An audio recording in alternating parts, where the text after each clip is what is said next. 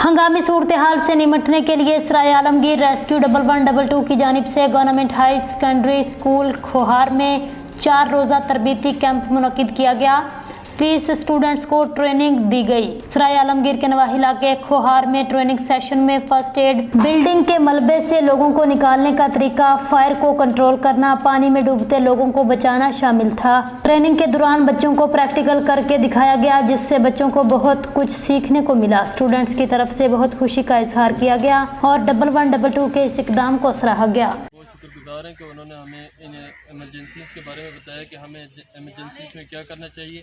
ऐसी एक्टिविटीज़ जो हैं हर इदारे में, कॉलेज और स्कूल में बच्चों को सिखानी चाहिए ताकि वो ऐसे हादसा से निमट सकें। और हमारे ट्रेनर बहुत कॉन्फिडेंट थे, उन्होंने हमें अच्छी तरह से गाइड किया और हमें हर चीज़ के बारे में बताया।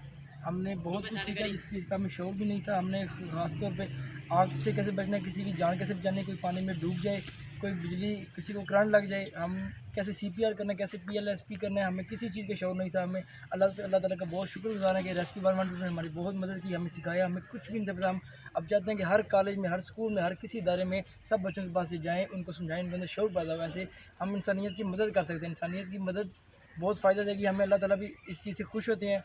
और थैंक यू वेरी मच 112 की।